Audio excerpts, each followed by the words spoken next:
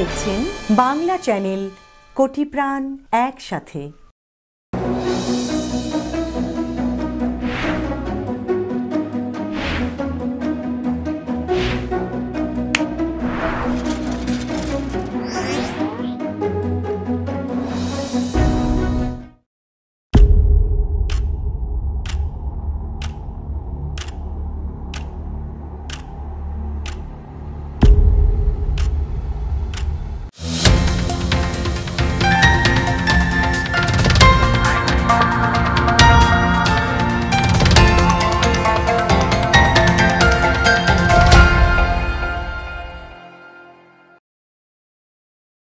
প্রিয় দর্শক, আমন্ত্রণ জানাচ্ছি বাংলা চ্যানেলের সংবাদে। আপনাদের সঙ্গে আছি আমি সাদিক হাসান ইমন। শুরুতেই জানিয়ে দেব শিরোনাম। অভিবাসীদের অস্বাভাবিক চাপে মেক্সিকো সীমান্ত নিয়ে সুর পাল্টাতে শুরু করেছেন বাইডেন, কঠোর হতে পারে প্রশাসন। জর্জিয়ার বর্তমান ভোট আইনকে বর্ণবাদী ও নিষ্ঠুর হিসেবে মন্তব্য প্রেসিডেন্ট বাইডেনের, পরিবর্তনের আহ্বান। জাতিসংঘে Bangladesh mission, New York consulate ও ওয়াশিংটনে বাংলাদেশের দূতাবাসে জমকালো আয়োজনে স্বাধীনতার সুবর্ণ জয়ন্তী পালন। পশ্চিমবঙ্গে বিধানসভা নির্বাচনে প্রথম দফায় ভোট শুরু, জঙ্গলমহলে 30 আসনে হাড্ডাহাড্ডি লড়াইয়ের ইঙ্গিত। এবং মরতেই ভুলে গেছেন গ্রিসের ইকারিয়া দ্বীপের মানুষেরা, 100 বছর বয়সেও স্বাভাবিক যৌন জীবন। শুনছিলেন শিরোনাম, এবারে বিস্তারিত। যুক্তরাষ্ট্রমুখী অভিবাসীদের অস্বাভাবিক ঢলে রাজনৈতিক চাপে পড়েছেন প্রেসিডেন্ট জো বাইডেন। ফলে তার অভিবাসী বান্ধব নীতি থেকে কিছুটা সরে আসতে বাধ্য হতে পারেন তিনি। ইতিমধ্যেই মেক্সিকো সীমান্ত নিয়ে প্রতিশ্রুত সুর পাল্টাতে শুরু করেছেন বাইডেন। ফলে সীমান্ত জনস্রোত ঠেকাতে প্রশাসন কঠোর হতে পারে বলে ধারণা করা হচ্ছে। আরও দেখুন রিপোর্টে। প্রেসিডেন্ট হিসেবে ক্ষমতা গ্রহণের পর জো বাইডেন ট্রাম্প সরকারের কঠোর অভিবাসন নীতি থেকে বেরিয়ে আসার এবং ভেঙে পড়া অভিবাসন ব্যবস্থায় যুগান্তকারী পরিবর্তন আনার প্রতিশ্রুতি দিয়েছিলেন। অভিবাসন সংক্রান্ত সমস্যা মোকাবেলায় $4 বিলিয়ন খরচ করারও ঘোষণা দিয়েছিলেন তিনি। কিন্তু ক্ষমতা গ্রহণের পর পূর্বসূরিদের মতোই মেক্সিকো সীমান্ত নিয়ে রাজনৈতিক মতবিরোধের কারণে ইতিমধ্যেই প্রতিশ্রুত সুর পাল্টাতে শুরু করেছেন বাইডেন। প্রেসিডেন্ট জো বাইডেন শরণার্থীদের জন্য যুক্তরাষ্ট্রের আশ্রয় ব্যবস্থা বা অ্যাসাইলাম সিস্টেমে পরিবর্তন আনার ঘোষণা দিয়েছিলেন। কিন্তু যুক্তরাষ্ট্রের দক্ষিণ সীমান্তে এমন শরণার্থীর সংখ্যা ক্রমেই বেড়ে চলেছে। দক্ষিণ সীমান্তে জড়ো হওয়া এসব শরণার্থীদের জন্য সবসময় অভ্যন্তরীণ রাজনৈতিক অস্থিতিশীলতা এবং মতবিরোধের সৃষ্টি হয়েছে। প্রেসিডেন্ট জো বাইডেনও এখন চাপের মুখে পড়ে এসব শরণার্থীদের জন্য অনুকূল পরিবেশ সৃষ্টি করার প্রতিশ্রুত জায়গা থেকে ক্রমেই সরে আসছেন বলে মনে হচ্ছে। The idea that I'm going to say, which I would never do, that if an unaccompanied child ends up at the border, we're just going to let them starve to death and stay on the other side. 2020 সালের অর্থ বছরের জন্য Trump সরকার 18,000-এর বেশি শরণার্থী আবেদন গ্রহণ না করার ঘোষণা দিয়েছিল। 1980 সালে কংগ্রেসের শরণার্থী পুনর্বাসন কর্মসূচি চালুর পর এটাই যুক্তরাষ্ট্রের ইতিহাসের সর্বনিম্ন শরণার্থী আবেদন গ্রহণ করার সংখ্যা। যুক্তরাষ্ট্রের শরণার্থীদের প্রবেশ নিয়ন্ত্রণ করার পরিকল্পনা হিসেবে তৎকালীন প্রেসিডেন্ট ডোনাল্ড ট্রাম্প 2019 সালের জুনে মেক্সিকোর সরকারকে গুয়েতামালা সীমান্তে সেনা মোতায়েনের নির্দেশ দিয়েছিলেন। আদেশ অমান্য করলে মেক্সিকোর পণ্যের আমদানির উপর শুল্ক বাড়িয়ে দেওয়ারও হুমকি দিয়েছিলেন তিনি। Illegal immigration can't take you anymore. We can't take you. Our country is full. Our area is full. The sector is full. Can't take you anymore. I'm sorry. বিশেষজ্ঞরা আশঙ্কা করছেন বাইডেন সরকারের কারণে আবার মেক্সিকোতে এরকম পরিস্থিতি সৃষ্টি হতে যাচ্ছে। মেক্সিকো শহরের ইবেরা আমেরিকান বিশ্ববিদ্যালয়ের অভিবাসন বিষয়ক প্রোগ্রামের সমন্বয়কারী জাভিয়ার আরবানো বলেন, অভিবাসন নীতি কঠোর করে যুক্তরাষ্ট্র যে সুফল পেয়েছে তা এখন পরিবর্তন করার কোনো মানে হয় না। তিনি বলেন, আমরা এটা পছন্দ করি বা না করি, ডোনাল্ড ট্রাম্প অভিবাসন নীতি বিষয়ে মেক্সিকো সীমান্তে যুক্তরাষ্ট্রের প্রভাব সৃষ্টি করতে সক্ষম হয়েছিলেন। Meherun Binte Ferdous, Bangla channel, news desk. President Joe Biden মনে করেন জর্জিয়া স্টেটে প্রচলিত ভোট আইনে দ্রুত বদল আনা প্রয়োজন। কারণ তার মতে জর্জিয়ার বর্তমান ভোট আইন বর্ণবাদী এবং এটি নিষ্ঠুর। এই জর্জিয়াতে গায়ের জোরে ভোটের ফল বদলাতে চাপ দিয়েছিলেন সাবেক প্রেসিডেন্ট ডোনাল্ড ট্রাম্প। আরও দেখুন রিপোর্টে। এক বিবৃতিতে প্রেসিডেন্ট জো বাইডেন বলেছেন, জর্জিয়ার ভোট আইনে এমন সব বিধিনিষেধ রয়েছে যা কৃষ্ণাঙ্গ আমেরিকানদের লক্ষ্যে পরিণত করছে। একে সংবিধানের উপরও নিদারুণ আঘাত বলে মনে করেন বাইডেন। তিনি আরও বলেছেন, জর্জিয়ার এই আইনের বিষয়ে বিচার বিভাগের নজর দেওয়া প্রয়োজন।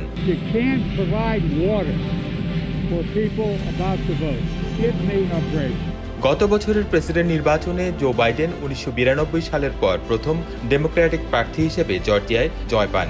বিশ্লেষকদের ধারণা, কৃষ্ণাঙ্গ আমেরিকানদের ভোটেই বাইডেনের জয়ের তরী তীরে ভিড়েছে। অবশ্য জর্জিয়ায় ভোট চুরির অভিযোগও রয়েছে। জর্জিয়া নিয়ে নির্বাচনী আলোচনা বেশ কিছুদিন ধরেই চলেছে। এর আগে 2020 সালের প্রেসিডেন্ট নির্বাচনের সময়ও ডোনাল্ড ট্রাম্প অভিযোগ করেছিলেন, জর্জিয়ায় তার কাছ থেকে ভোট চুরি করে নেওয়া হয়েছে।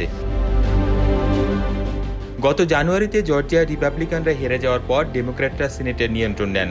যদিও ডেমোক্রেটিক পার্টির জয়ের পরও জর্জিয়ায় স্টেট সরকার এখনও রিপাবলিকান পার্টির নিয়ন্ত্রণে রয়েছে। সম্প্রতি রিপাবলিকানরা স্টেট আইনসভায় ইলেকশন ইন্টিগ্রিটি আইন উপস্থাপন করেন। গত বৃহস্পতিবার আইনটি রিপাবলিকান পার্টি নিয়ন্ত্রিত স্টেটের আইনসভার 2 কক্ষেই পাশ হয়ে গেছে। Georgia will take another step toward ensuring our elections are secure, accessible and fair. Rakibul Islam Mukul, Bangla channel, news desk.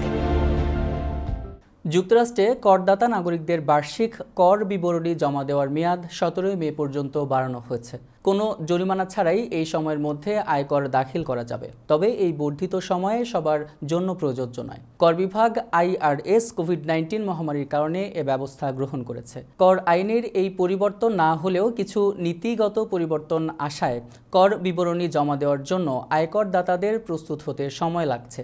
আয়কর পেশাজীবীরাও নিজেদের গুছিয়ে নিয়ে সব নিয়ম নীতি মেনে করদাতাদের সঠিক ফাইলিং নিশ্চিত করার চেষ্টা করছেন। তবে IRS-এর এই বর্ধিত সময় সব সময় করদাতাদের জন্য প্রযোজ্য নয়।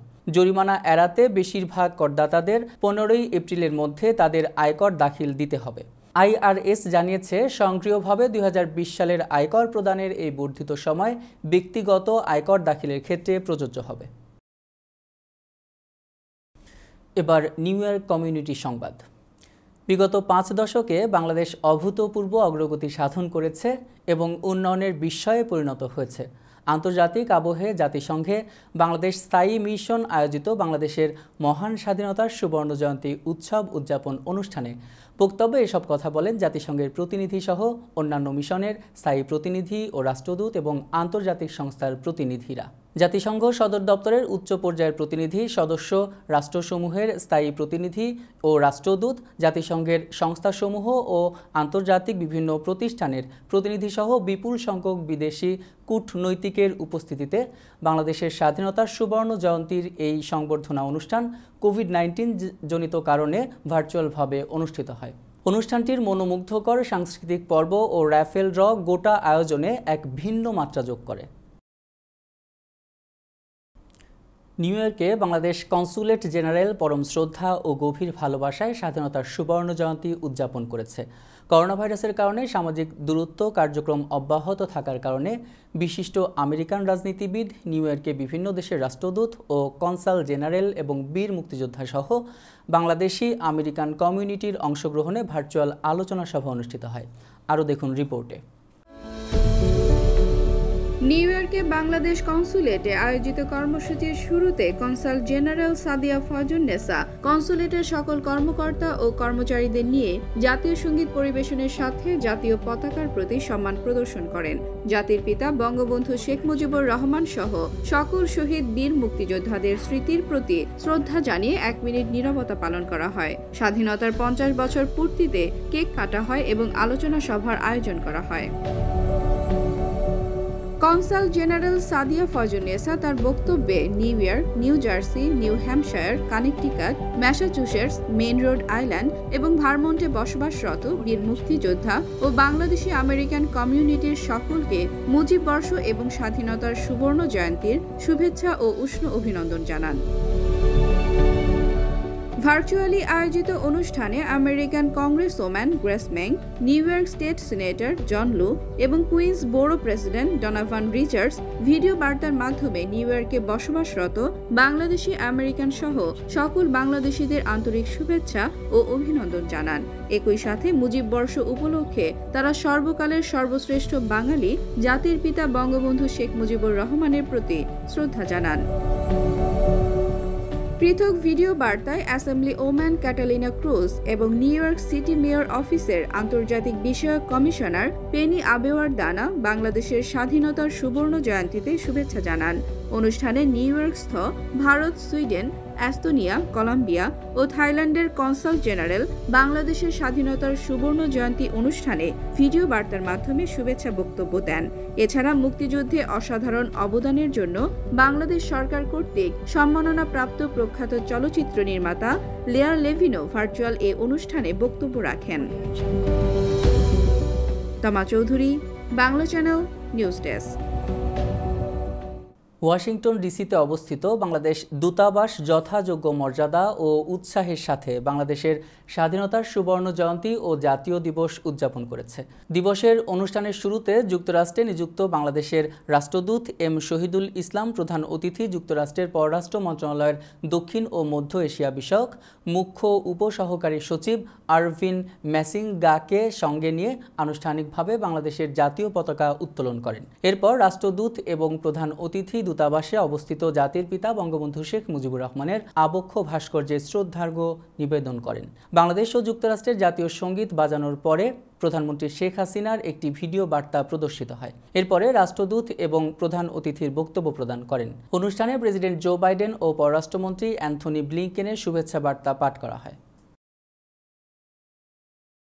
দক্ষিণ আমেরিকার দেশ পেরুতে সমবর্তী রাষ্ট্রদূত হিসেবে পরিচয়পত্র পেশ করেছেন জাতিসংঘে নিযুক্ত বাংলাদেশের স্থায়ী প্রতিনিধি রাষ্ট্রদূত রাবাব ফাতিমা।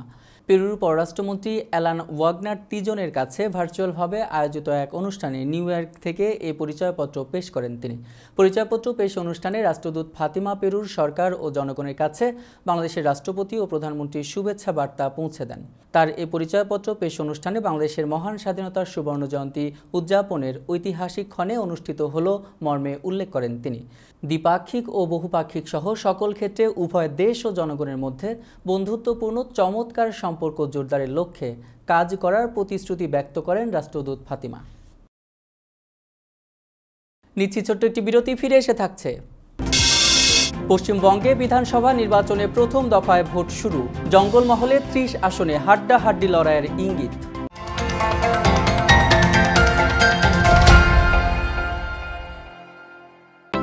আবহমান বাংলার রান্নাঘরের সেই সুবাস, সেই স্বাদ, মায়ের মমতা মাখানো খাবারের সেই অনুভূতি 90-এর দশক থেকে প্রবাসীদের ঘরে ঘরে দেশীয় পণ্যের স্বাদ এনে দিয়েছে স্বনামধন্য হক অ্যান্ড সন্স এবং নিউ হক অ্যান্ড সন্স। রাঁধুনি, রুচি ও চাষি ব্র্যান্ডের আসল পণ্য মানেই নিউ হক অ্যান্ড সন্স। গুঁড়া মশলা থেকে শুরু করে আচার, চাল, সব গৃহস্থলী পণ্য। স্কয়ারের পণ্য সামগ্রী যুক্তরাষ্ট্রে আমরা একমাত্র পরিবেশক। আসল পণ্য কিনতে নিউ হক অ্যান্ড সন্সের কোডিং দেখে কিনুন। নিউ হক অ্যান্ড সন্স, প্রবাসী বাঙালির বন্ধু। বাসায় কিন্তু তোর সব ফেভারিট ডিশ রান্না করা হয়েছে। তাই আই এম সো এক্সাইটেড। একদম দেশীয় খাবারের স্বাদ, কারণ এই সব কিছু প্রিমিয়াম সুপারমার্কেট থেকে আনা হয়েছে। Premium supermarket? এত বড় মাছ। থ্যাঙ্কস। প্রিমিয়াম সুপারমার্কেট, বাঙালিদের সবচেয়ে জনপ্রিয় সুপারমার্কেট। বেস্ট কোয়ালিটি এবং হালাল ফুড সাশ্রয়ী মূল্যে পাওয়া যায়। Free parking available. Mega homes realty, স্বপ্ন আপনার, দায়িত্ব আমাদের। পছন্দের বাড়িটির জন্য আসুন আমাদের কাছে। Mega homes realty, buy, sell, rent, invest ও শর্ট সেল। আমরা ফোরক্লোজ থেকে আপনার বাড়ি রক্ষা করতে সহায়তা করি। Mega homes realty, commercial and residential real estate firm. আমাদের সাথে যোগাযোগের ঠিকানা Moinul Islam, 3211 35th Avenue, Astoria, New York 11106। Telephone 9175354131। Email moinul4@gmail.com।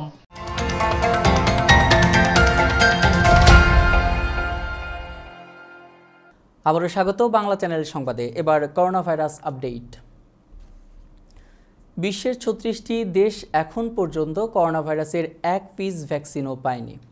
এমন গরিব দেশগুলোর জন্য বিভিন্ন দেশ ও সংস্থার কাছে ১ কোটি করোনা টিকা চেয়েছেন বিশ্ব স্বাস্থ্য সংস্থা WHOর মহাপরিচালক তেদ্রোস আধানম গেব্রিয়েসুস। শুক্রবার এক সংবাদ সম্মেলনে এই টিকার প্রয়োজনীয়তার কথা বলেন তিনি।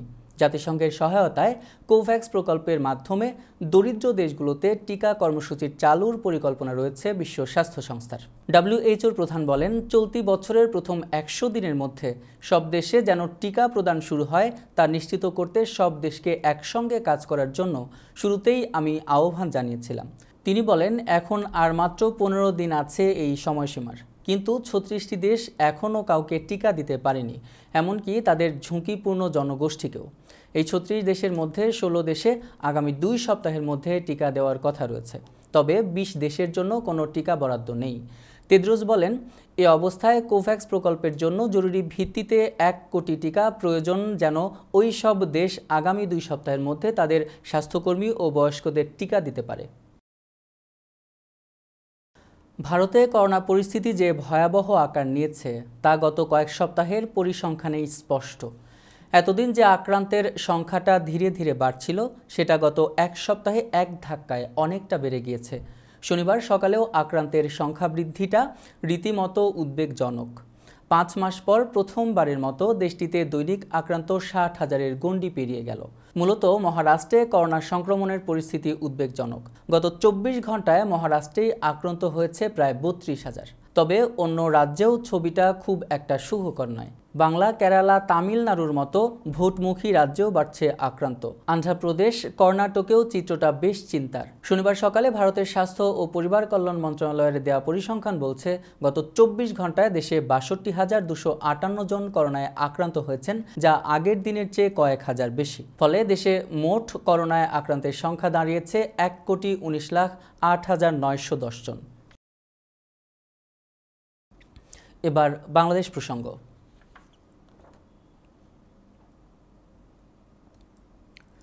ভারতের প্রধানমন্ত্রী নরেন্দ্র মোদী বলেছেন, ভারত ও বাংলাদেশ নিজেদের বিকাশ ও প্রগতির চেয়ে সমগ্র বিশ্বের উন্নতি দেখতে চায়। বিশ্বে অস্থিরতা, আতঙ্ক, সন্ত্রাস ও অশান্তির পরিবর্তে শান্তি ও স্থিতিশীলতা দেখতে চায় উভয় দেশ। আজ দুপুরে গোপালগঞ্জের কাশিয়ানীর ওরাকান্দিতে মাতুয়া প্রতিনিধিদের এক সমাবেশে তিনি এসব কথা বলেন। এ সময় দুই দেশের জনগণের কল্যাণের জন্য একজোট হয়ে সব চ্যালেঞ্জ মোকাবেলা করার ওপর তাগিদ দেন মোদী। তিনি বলেন, ভারত ও বাংলাদেশের সামনে যে ধরনের চ্যালেঞ্জ রয়েছে, দুই দেশের একজোট হয়ে প্রত্যেক চ্যালেঞ্জ মোকাবেলা করা উচিত। এটা দুই দেশের কোটি কোটি জনগণের কল্যাণের পথ। দুপুরে কাশিয়ানীর ওরাকান্দিতে যান নরেন্দ্র মোদী। সেখানে তিনি হরিচাঁদ ঠাকুরের বাড়িতে শ্রী শ্রী হরিচাঁদ ও গুরুচাঁদ ঠাকুরের মন্দিরে পূজা অর্চনা করেন। পরে মতুয়া প্রতিনিধিদের সঙ্গে মতবিনিময় সভায় যোগ দেন তিনি। भारत और बांग्लादेश दोनों ही देशों ने अपने इस सामर्थ्य को सिद्ध करके दिखाया है। दोनों ही देश इस महामारी का मजबूती से मुकाबला कर रहे हैं और एक साथ मिलकर अपना कर्तव्य समझकर काम कर रहा है। রবিবার ডাকা হরতালে বাধা দিলে লাগাতার কর্মসূচির হুমকি দিয়েছেন হেফাজতে ইসলাম বাংলাদেশ নেতারা। শনিবার বায়তুল মোকাররম মসজিদের সামনে আয়োজিত বিক্ষোভ সমাবেশে নেতারা এ ঘোষণা দেন। তারা বলেন, অপ্রীতিকর কোনো ঘটনা ঘটলে সরকারকে এর দায় নিতে হবে। ভারতের প্রধানমন্ত্রী নরেন্দ্র মোদীর ঢাকা সফর বিরোধী বিক্ষোভকে কেন্দ্র করে গতকাল শুক্রবার ঢাকা, চট্টগ্রাম, ব্রাহ্মণবাড়িয়া হেফাজতে ইসলামের নেতাকর্মীরা বিক্ষোভ করেন। বিক্ষোভে অংশ নেওয়া মাদ্রাসা শিক্ষার্থী, ধর্মভিত্তিক দলের নেতাকর্মী ও মুসল্লিদের একটি অংশের সঙ্গে পুলিশ, সরকারি দলের ছাত্র, যুব স্বেচ্ছাসেবক সংগঠনের কর্মীদের সংঘর্ষ হয়। সংঘর্ষে হাটহাজারীতে ৪ জন ও ব্রাহ্মণবাড়িয়ায় ১ জন নিহত হন, আহত হন শতাধিক। এর প্রতিবাদে শনিবার বায়তুল মোকাররমের সামনে বিক্ষোভ করেন হেফাজত নেতারা। তবে স্বরাষ্ট্রমন্ত্রী আসাদুজ্জামান খান কামাল হুঁশিয়ারি দিয়ে বলেছেন, কাউকেই হরতাল পালন করতে দেওয়া হবে না। বাংলাদেশে সেবা সীমিত হয়ে যাওয়া নিয়ে বিবৃতি দিয়েছে জনপ্রিয় সামাজিক যোগাযোগ মাধ্যম ফেসবুক। হঠাৎ করে বাংলাদেশে ফেসবুক ও বার্তা আদান প্রদানের অ্যাপ মেসেঞ্জারের সেবা বিঘ্নিত হওয়ায় শনিবার বিবৃতি দিয়েছে মার্কিন এই সোশ্যাল মিডিয়া জায়ান্ট। ভারতের প্রধানমন্ত্রী নরেন্দ্র মোদীর সফরের বিরোধিতায় বাংলাদেশের ইসলামপন্থী কয়েকটি দলের বিক্ষোভে দেশের বিভিন্ন স্থানে সহিংসতার ঘটনা ঘটেছে। এর মাঝেই শুক্রবার থেকে বাংলাদেশ ফেসবুক ও তাদের বার্তা আদান প্রদান অ্যাপ মেসেঞ্জার ডাউন হয়ে গিয়েছে। শনিবার এক বিবৃতিতে ফেসবুক বলছে, আমরা অবগত হয়েছি যে বাংলাদেশে আমাদের সেবাগুলো সীমিত করে দেওয়া হয়েছে। আমরা এ বিষয়ে আরও বেশি বোঝার জন্য কাজ করছি এবং শিগগিরই পূর্ণাঙ্গ সেবা পুনরায় চালু করা সম্ভব হবে বলে আমরা আশা করছি। ফেসবুক বলছে, করোনা ভাইরাস মহামারী নিয়ন্ত্রণের জন্য যখন কার্যকর যোগাযোগ প্রয়োজন তখন বাংলাদেশে ফেসবুকের সেবা সীমিত করে দেওয়ার ঘটনায় তারা গভীরভাবে উদ্বিগ্ন। এবার আন্তর্জাতিক প্রসঙ্গ।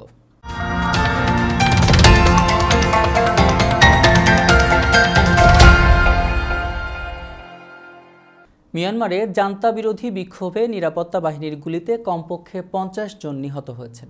শনিবার দেশটিতে সশস্ত্র বাহিনীর দিবস পালিত হয়। এর মধ্যেই বিক্ষোভ অব্যাহত ছিল। তা দমন করতেই এবার নির্বিচারে গুলি চালালো মিয়ানমারের নিরাপত্তা বাহিনী। সকাল থেকেই বিক্ষোভকারীরা রাস্তায় নেমে আসে। ইয়াঙ্গুন, মান্দালয় সহ বিভিন্ন শহরে বিক্ষোভ শুরু হয়। সেই সঙ্গে কঠোরভাবে তা দমন করতে শুরু করে সশস্ত্র নিরাপত্তা বাহিনী। এ সময় ইয়াঙ্গুনে গুলিতে 7 জন বিক্ষোভকারী নিহত হয়েছেন। মান্দালয়ে গুলিতে প্রাণ গেছে 13 জনের। জান্তা বিরোধী আইন প্রণেতাদের সংগঠন CRPH এর মুখপাত্র ডক্টর সাসা বলেছেন, আজকের দিনটি সশস্ত্র বাহিনীর জন্য একটি লজ্জার দিন। বিক্ষোভের সময় 300-রও বেশি মানুষকে গুলি করে হত্যার পর তারা সশস্ত্র বাহিনী দিবস উদযাপন করেছে। ইয়াঙ্গুনে দালা নামক উপশহরে স্থানীয় থানার কাছে নিরাপত্তা বাহিনীর গুলিতে 4 জনের মৃত্যু হয়েছে। ওই ঘটনায় কমপক্ষে 10 জন আহত হয়েছেন। মিয়ানমারের স্থানীয় সংবাদ মাধ্যমগুলো এ তথ্য নিশ্চিত করেছে। ভারতের পশ্চিমবঙ্গের বিধানসভা নির্বাচনে প্রথম দফায় ভোট গ্রহণ শুরু হয়েছে। শনিবার সকাল 7টা থেকে ভোট গ্রহণ শুরু হয়। প্রথম দফায় 30টি আসনে ভোট গ্রহণ করা হচ্ছে। নির্বাচনকে কেন্দ্র করে নিয়োগ করা হয়েছে 732 কোম্পানি, কেন্দ্রীয় নিরাপত্তা বাহিনীর সদস্য ও পুলিশ। আরও দেখুন রিপোর্টে। বিধানসভা নির্বাচনের প্রথম দফা ভোট হচ্ছে 4টি জেলার বিস্তীর্ণ এলাকায়, যে এলাকাগুলো এই রাজ্যের জঙ্গলমহল হিসেবে পরিচিত। এই 4 জেলা হলো পশ্চিম মাদারীপুর, বাঁকুড়া, পুরুলিয়া ও ঝাড়গ্রাম। এই রাজ্যে রয়েছে 294টি আসন। প্রথম দফায় 30টি আসনে ভোট গ্রহণ হচ্ছে। নির্বাচনকে কেন্দ্র করে নিয়োগ করা হয়েছে 732 কোম্পানি, কেন্দ্রীয় নিরাপত্তা বাহিনীর সদস্য ও পুলিশ। এ দফায় গুরুত্বপূর্ণ প্রার্থীদের মধ্যে রয়েছেন মেদিনীপুর তৃণমূল কংগ্রেসের প্রার্থী অভিনেত্রী জুন মালিয়া ও পুরুলিয়ার বাঘমুন্ডি কেন্দ্রে কংগ্রেসের পুরনো নেতা নেপাল মাহাতো। এই 30 আসনে প্রতিদ্বন্দ্বিতা করছেন বিভিন্ন রাজনৈতিক দলের 191 জন প্রার্থী। তবে সবচেয়ে বেশি প্রার্থী রয়েছে তৃণমূল কংগ্রেসে ও বিজেপিতে। তৃণমূল 30টি আসনে প্রতিদ্বন্দ্বিতা করার জন্য মনোনয়নপত্র জমা দিলেও পুরুলিয়ার জয়পুর আসনে তৃণমূল প্রার্থীর মনোনয়ন বাতিল হয়ে যায়। ফলে তৃণমূল লড়ছে 29টি আসনে। এ আসনে তৃণমূল সমর্থন দিয়েছে একজন নির্দলীয় প্রার্থীকে। অন্যদিকে বিজেপিও লড়ছে 29টি আসনে। বিজেপি একটি আসন ছেড়ে দিয়েছে তাদের জোট শরিক অল ঝাড়খণ্ড স্টুডেন্টস ইউনিয়ন প্রার্থী আশুতোষ মাহাতকে।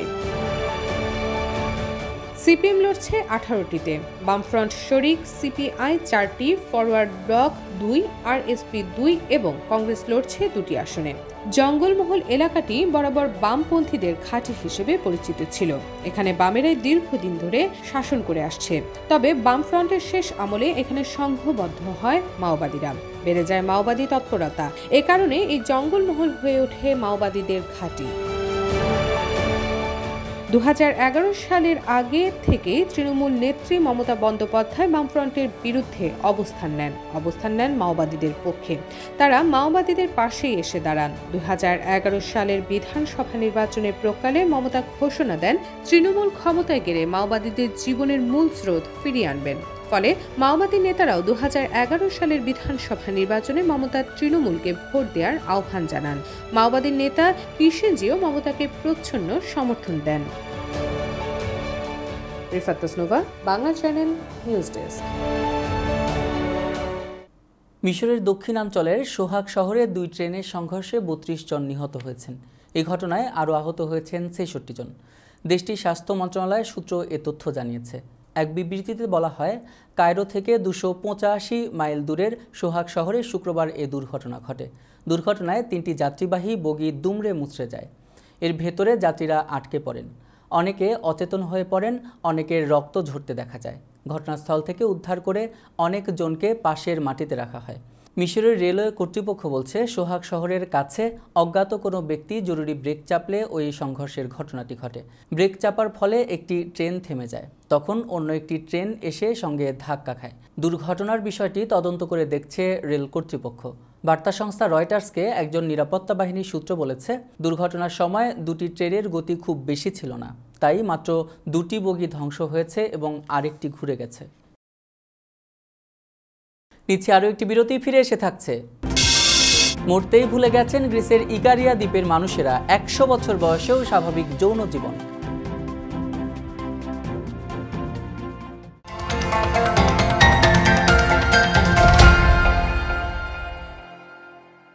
মহামারীকালে ভিড় এড়িয়ে ঘরে বসেই বুঝে নিন দৈনন্দিন বাজার। হালাল মাংস, মাছ থেকে শুরু করে প্রতিদিনের সব গ্রোসারি পণ্য সর্বোচ্চ মান ও প্রতিযোগিতামূলক মূল্যে হোম ডেলিভারি পেতে ফোন করুন 2129205262।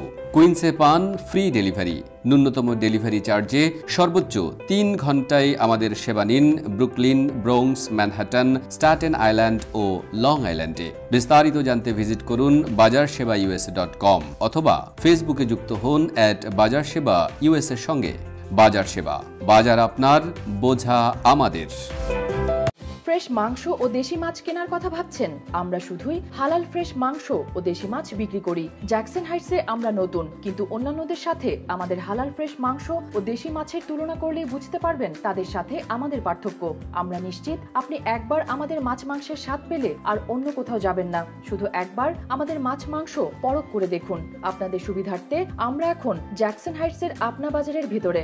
মামাজ halal meat and fish, 7220 37th avenue, Jackson Heights, New York 11372. Phone 718-685-2855. নিরাপত্তা নিয়ে উদ্বিগ্ন? বিশ্বের যে কোনো প্রান্তে বসে নজর রাখুন বাড়ি, অফিস বা ব্যবসা প্রতিষ্ঠান। আপনার পরিবার, কর্মক্ষেত্র বা প্রতিষ্ঠানের টোটাল সিকিউরিটি সলিউশন নিশ্চিত করতে digital security system and networking inc বিশ্বস্ত একটি নাম। Weatherproof night vision, CC camera, networking, installation এবং সার্বিক সেবায় রয়েছে আমাদের দক্ষ টিম ও অভিজ্ঞতা। যোগাযোগ করুন MD Ziaur Rahman Chowdhury Litu, 16709 Hillside Avenue, 2nd floor, suite 2A, Jamaica, New York 11432। Cellphone number 9418223090। Email lituchaudhuri2009@yahoo.com। আপনার নিশ্চিন্ত নিরাপত্তা আমাদের স্বস্তি।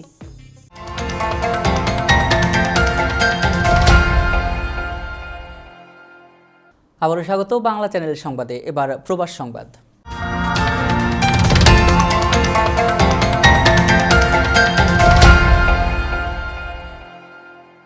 যথাযথ মর্যাদা ও উৎসবের আমেজে রোমে বাংলাদেশ দূতাবাস বাংলাদেশের মহান স্বাধীনতার সুবর্ণ জয়ন্তী নানা আয়োজনের মধ্য দিয়ে উদযাপন করেছে।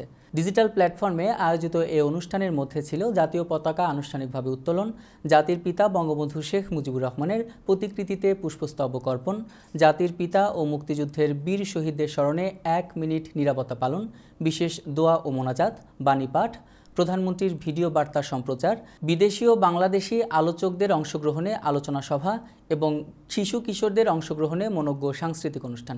দূতাবাসের সম্মেলন কক্ষে অনুষ্ঠিত মূল পর্বের প্রথম দিবসটি উপলক্ষে রাষ্ট্রপতি, প্রধানমন্ত্রী, পররাষ্ট্রমন্ত্রী এবং পররাষ্ট্র প্রতিমন্ত্রী প্রদত্ত বাণী পাঠ ও প্রধানমন্ত্রীর ভিডিও বার্তা সম্প্রচার করা হয়। এরপর রাষ্ট্রদূত মোহাম্মদ শামীম আহসান স্বাগত বক্তব্য রাখেন। বক্তব্যের পর আমন্ত্রিত বিদেশি অতিথি, কূটনৈতিক কোরের সদস্য এবং প্রবাসী বাংলাদেশি নেতৃবৃন্দের অনলাইন উপস্থিতিতে রাষ্ট্রদূত দূতাবাসে সম্প্রতি স্থগিত বঙ্গবন্ধু কর্নারের উদ্বোধন করেন। গ্রিসের এথেন্সে বাংলাদেশের স্বাধীনতার 50 বছর সুবর্ণ জয়ন্তী উদযাপন করেছে বাংলাদেশ প্রবাসী অধিকার পরিষদ। সংগঠনের গ্রিস শাখার উদ্যোগে রজত জয়ন্তী আয়োজন শুরু হয় কোরআন তিলাওয়াতের মধ্য দিয়ে। অনুষ্ঠানে মত বিনিময়কালে তাদের বক্তব্যে উঠে আসে প্রবাসীদের বিভিন্ন সমস্যা, প্রবাসীদের বাংলাদেশ এয়ারপোর্ট হয়রানি বন্ধ এবং প্রবাসীদের পাশে থাকার এবং বিভিন্ন দাবি দাওয়া উত্থাপন করেন। অনুষ্ঠানে ভিডিও কনফারেন্সের মাধ্যমে বক্তব্য রাখেন কেন্দ্রীয় সভাপতি ইঞ্জিনিয়ার কবির হোসেন, সাধারণ সম্পাদক বিপ্লব কুমার প্রধান, গ্রিস শাখার প্রধান সমন্বয়ক আরিফুর রহমান, আব্দুর রাজ্জাক, শেখ সাইফুল ইসলাম, গিয়াস শেখ, মোল্লা মোহাম্মদ সোহাগ, জহিরুল ইসলাম প্রমুখ। এবার খেলার সংবাদ।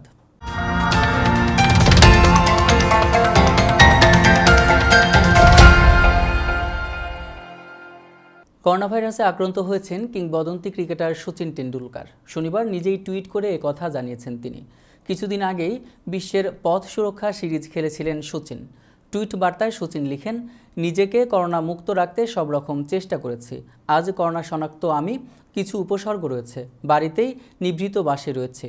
বাড়ির বাকিদের করোনা রিপোর্ট নেগেটিভ এসেছে। চিকিৎসকদের পরামর্শ মেনে চলছি। সব স্বাস্থ্যকর্মীদের ধন্যবাদ আমার পাশে থাকার জন্য। সবাই সাবধানে থাকুন। 47 বছরের মাস্টার ব্লাস্টার 24 এপ্রিল 48 বছরে পা রাখতে চলেছেন।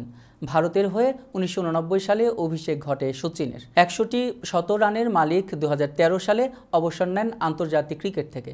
2011 সালে বিশ্বকাপ জয়ী দলের অন্যতম সদস্য ছিলেন তিনি। এবারে একটি অন্যরকম সংবাদ।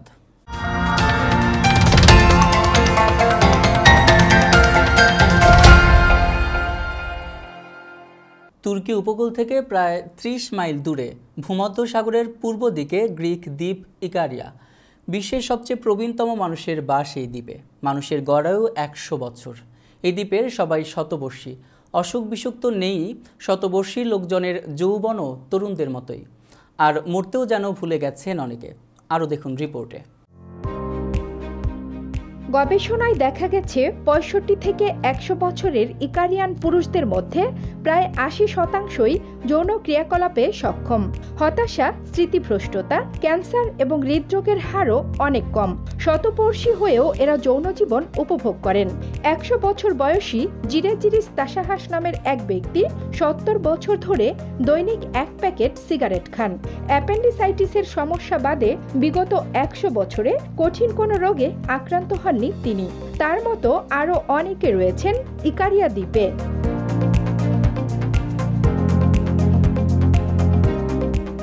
গ্রিসে অনেক পর্বতমালা রয়েছে, তবে সেগুলোর সঙ্গে ইকারিয়া দ্বীপপুঞ্জের ব্যবধান অনেক। কারণ সেখানকার মানুষেরা অন্যান্য দ্বীপপুঞ্জ এবং মূলভূমির জনসংখ্যার তুলনায় বহু বছর বেশি বাঁচেন।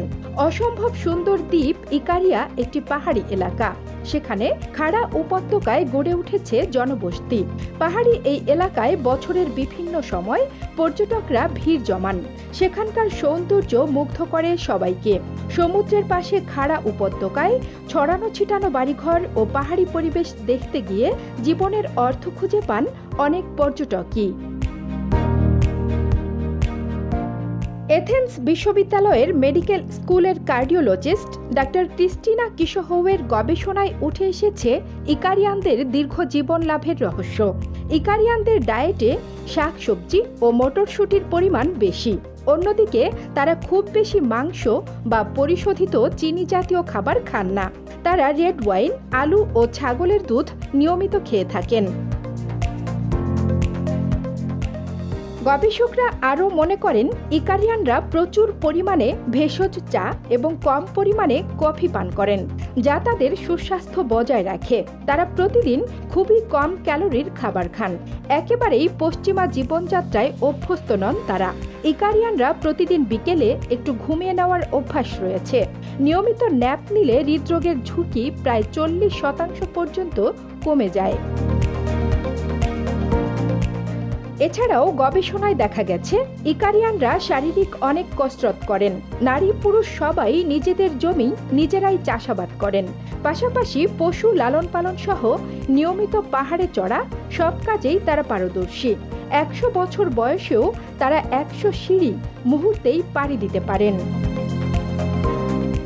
Kanis Fatema Nipa, Bangla channel, news desk. অভিবাসীদের অস্বাভাবিক চাপে মেক্সিকো সীমান্ত নিয়ে সুর পাল্টাতে শুরু করেছেন বাইডেন। কঠোর হতে পারে প্রশাসন। জর্জিয়ার বর্তমান ভোট আইনকে বর্ণবাদী ও নিষ্ঠুর হিসেবে মন্তব্য প্রেসিডেন্ট বাইডেনের। পরিবর্তনের আহ্বান। জাতিসংঘে Bangladesh mission, New York consulate ও ওয়াশিংটনে বাংলাদেশের দূতাবাসে জমকালো আয়োজনে স্বাধীনতার সুবর্ণ জয়ন্তী পালন। পশ্চিমবঙ্গে বিধানসভা নির্বাচনে প্রথম দফায় ভোট শুরু। জঙ্গলমহলে 30 আসনে হাড্ডাহাড্ডি লড়াইয়ের ইঙ্গিত। এবং মরতেই ভুলে গেছেন গ্রিসের ইকারিয়া দ্বীপের মানুষেরা। 100 বছর বয়সেও স্বাভাবিক যৌন জীবন। দর্শক, প্রতিদিন বাংলা চ্যানেলে রাতের সংবাদ দেখুন। নিউ ইয়র্ক সময় রাত 9টা এবং বাংলাদেশ সময় সকাল 7টায়। এছাড়া বাংলা চ্যানেল বাংলাদেশ সংবাদ দেখুন নিউ ইয়র্ক সময় দুপুর 1টা এবং বাংলাদেশ সময় রাত 11টা। নিয়মিত বাংলা চ্যানেল দেখতে চোখ রাখুন ফেসবুক, ইনস্টাগ্রাম, টুইটার ও ইউটিউব চ্যানেলেও, অথবা লগ অন করুন বাংলা চ্যানেলের অফিসিয়াল ওয়েবসাইট www.banglaChannel24.com। দর্শক, করোনা ভাইরাস মহামারীতে গুরুতর অসুস্থতা ও হাসপাতালে ভর্তির ঝুঁকি কমায় ভ্যাকসিন। সরকার নির্ধারিত পয়েন্টে ভ্যাকসিন নিন, নিজেও সুরক্ষিত থাকুন, মহামারীর বিস্তার কমাতে আপনার দায়িত্ব পালন করুন। ভ্যাকসিন নেওয়ার পরও সাবান দিয়ে হাত ধোয়া ও মাস্ক পরার অভ্যেস চালু রাখুন। সুস্থ থাকুন, বাংলা চ্যানেলের সঙ্গেই থাকুন।